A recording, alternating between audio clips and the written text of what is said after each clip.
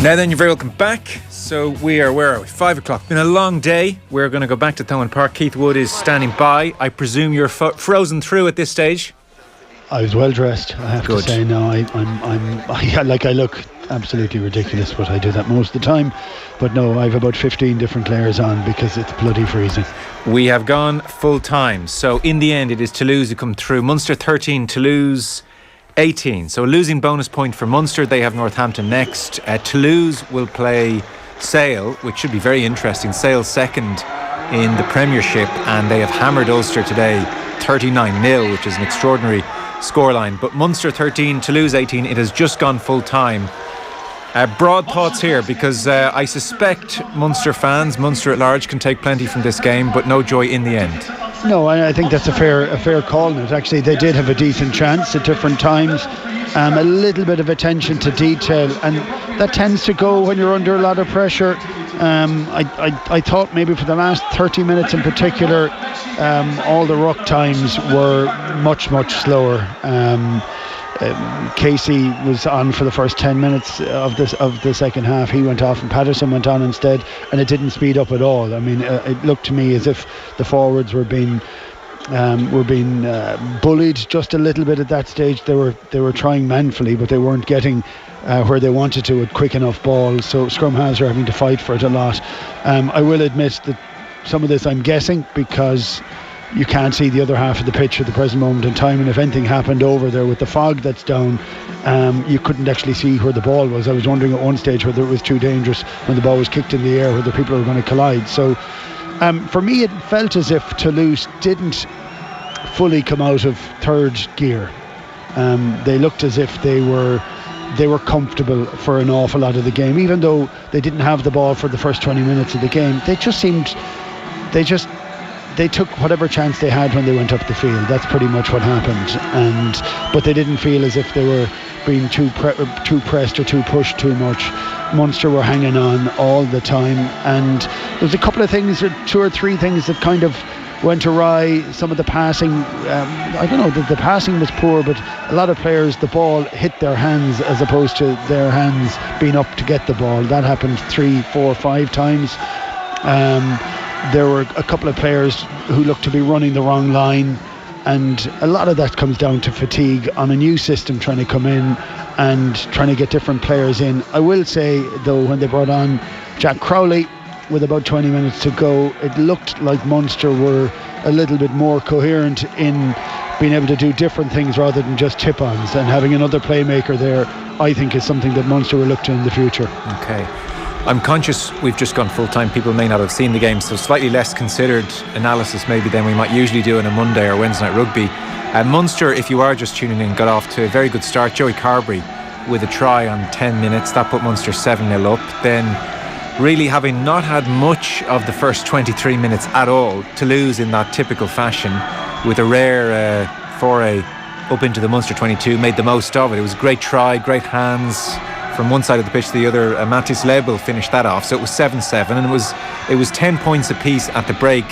Keith, I thought if there's you can pinpoint almost a momentum swing early in the second half. Toulouse off a maul, going forward. I think there was a penalty coming anyway. They score a try off that maul, and they went 15-10 up. And just 2-3 minutes later, Munster, in fairness, got back up the other end of the pitch and had a line out from 5 metres and won the line out. And the Toulouse maul, which had been so effective the other end of the pitch, managed to withstand Munster and win a penalty. And it was a big turnover and a big moment, and that power differential was a big aspect today. Well, I think it was actually for the Toulouse try in the corner off the maul. There was such a need for Munster players to join the maul. There ended up being an overlap on the short side. There was a tiny little extra nudge, and John Hodnett went into the back of that maul to try and stop it. He needed not to be there. It was a judgment call for him to do it. It's easy for me standing up here. I think Craig Casey was shouting at him to get him down onto that blind side because there was an overlap. So it seemed like an easy walk-in try at that stage. On the other side, I felt Munster should have kicked the points. And they were in a very kickable position, and they kicked in the corner, and of course the crowd reacted accordingly to it. That was a great sign of intent. But like you're putting a really good. Actually, the Munster's line-out worked incredibly well for the game. But the Maul didn't go that much forward at different times. They didn't try it very often because you're up against a huge pack. And what happened in that Maul, it crabbed a little bit, it moved, and it looked like Munster were doing well. But there was plenty of Toulouse players there to stop it when it moved again in the corner, and then that split up the Maul, and suddenly it's a turnover, and that's a chance gone. And actually what happened on the other side of the field was every time Toulouse got within sight of the line, had a chance to score, they went and they scored. And I think you'd expect it from that side, but they didn't really set the place alight. It's a horrible day here. It's absolutely freezing, but they came over and did a job that was incredibly professional, got themselves into a really good position for later on. Look, I think Munster fans will be pretty happy. I think they showed an awful lot. I think some of the players will really have to up their skill level to play at that level, and that's fine because that's part of the job for the coaches, and that's going to have to happen. And I think they would have beaten a lot of teams today in the manner in which they played. They would have got a lot more line breaks than they did. I just think Toulouse were incredibly professional, job done. Munster in attack looked to show a lot more ambition than we've seen in recent seasons. This was not a kick-a-thon. They really tried to go through hands, and they had some lovely little passages in there, and maybe let down at times, as you said, by skill set, or in fairness to Toulouse, some of their counter-rucking were very effective as well. A counter-rucking, and they have a shooter out of the line. They use one player to go about 5 metres deeper, and as soon as the scrum half lifts the ball, he runs from 5 metres deep. I mean, it leads to all the crowd thinking that they're offside, but they're not offside, and they manage it really, really well. So they end up tackling a lot of Munster players behind the gain line. So there was a lot of tip-ons, which is good. There was some decent wraparound moves, but you really need to have a cutting threat off it, and very few of those. It's a much improved style, much improved ambition from Munster, but you do need guys to expect that you're going to break the gain line and run a really hard line. You need to see those become 15, 20, 30 metre line breaks, and that didn't happen today. I thought Toulouse's defence was incredibly clued in. So even though at times it looked a touch more fluid and ambitious on Munster's part, I think to go back to a point you made earlier on, you felt ultimately Toulouse would have considered themselves mostly in control of the situation. Well, they weren't for 20 minutes, but they kind of were biding their time for 20 minutes. But afterwards, when they got the chance, they got the score. Yeah. So it was hard work for Munster to score. It was easier for Toulouse. And for me, that looks like a sense of confidence in the players that they have, that they knew that if needs must, at some stage they could get up the field and eke out a score without too much effort, and they did that consistently. I don't think Toulouse played particularly well in attack. They didn't try an awful lot. They actually kicked quite a lot of ball away, and I think an awful lot of that was to do with the conditions. I still would have said that what Munster were trying to do was entirely right, but I do think you need to be looking to break the gain line, and I still think too many players are taking the ball into contact with the ball under their arm, so that makes it very hard to go for an offload if you had made a break. So, but I do think that's the piece of work that's in train at the moment, and is trying to get players to look for the offload, but also to look for space on the field.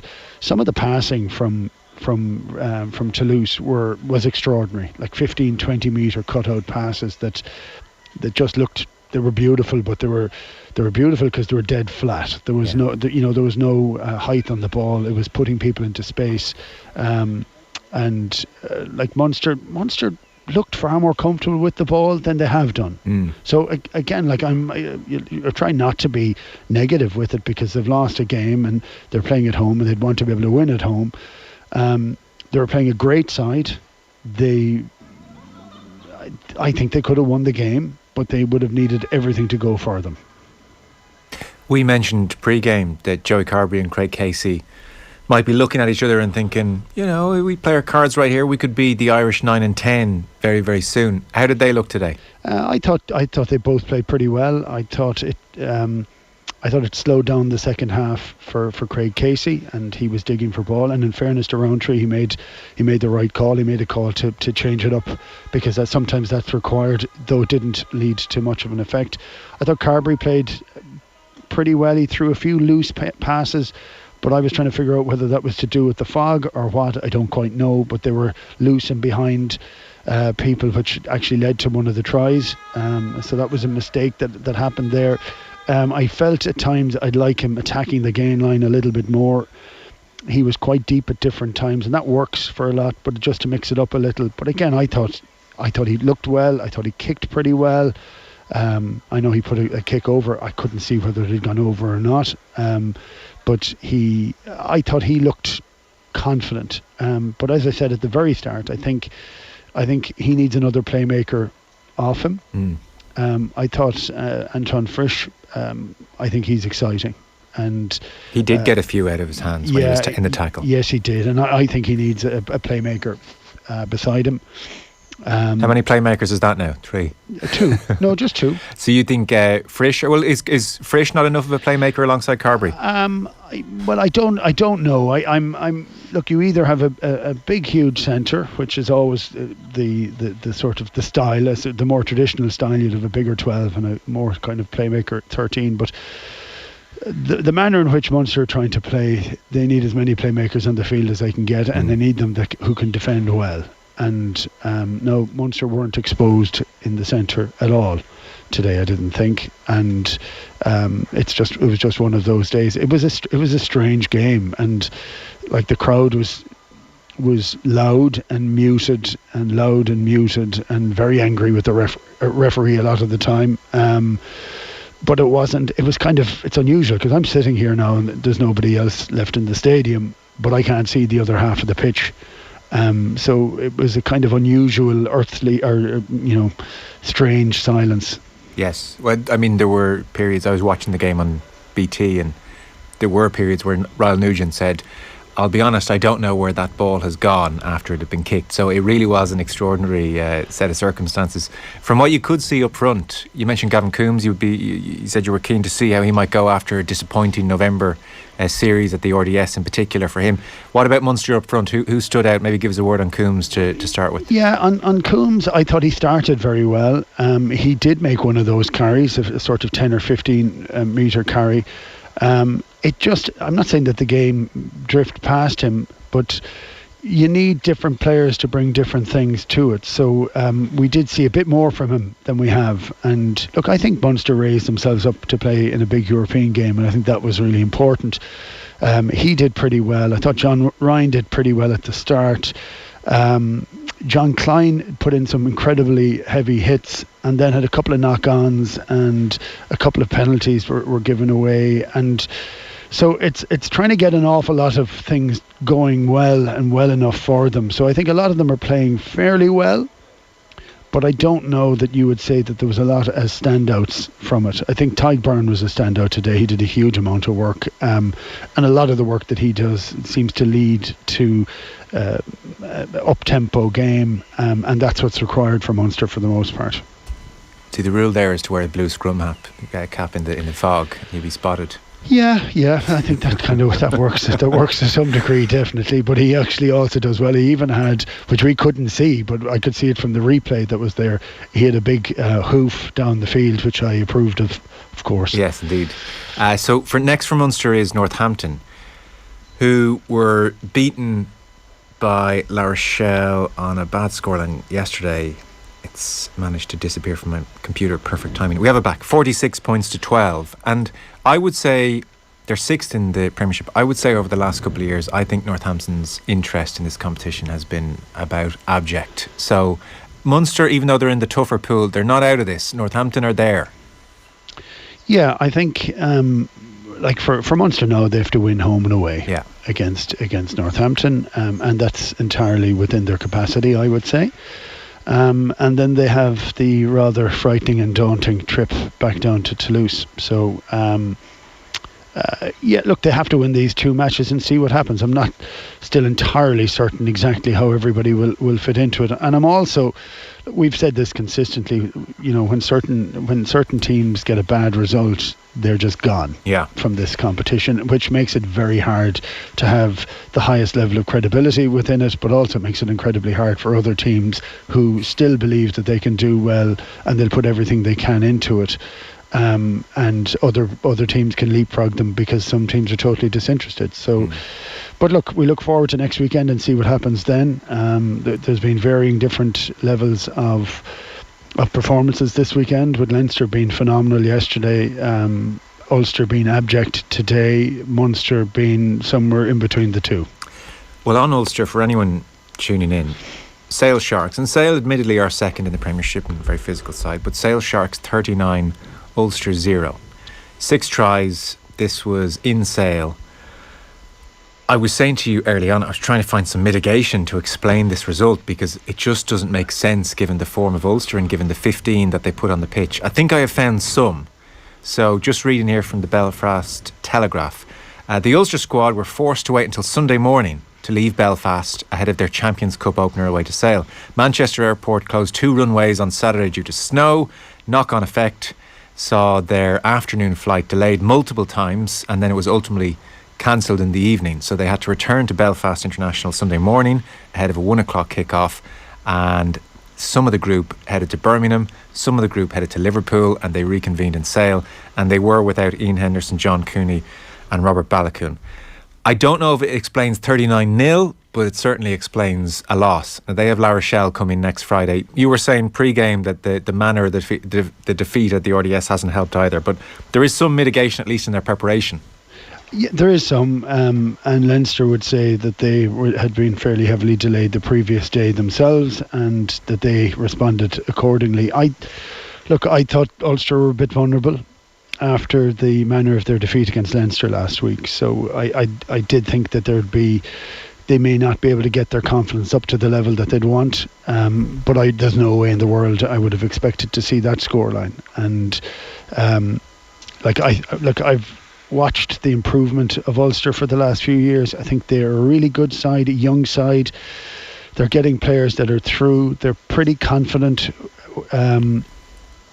but they lost a lot of that confidence last weekend. And you know, they need to be able to bounce back to this and say, listen, that's a huge loss that we've had. We need to get our act in gear again. For La Rochelle and Belfast. Yeah, which is, you know, what's the appetite? And next weekend isn't going to be particularly warm either, apparently. So that could be another interesting sort of day. But look, that's the job. That's what they have to do. And look, they have big dreams. You never fault a team that has big dreams, and they want to do really well. And they really wanted to put a marker down last week. And I think things could have been drastically different if they had.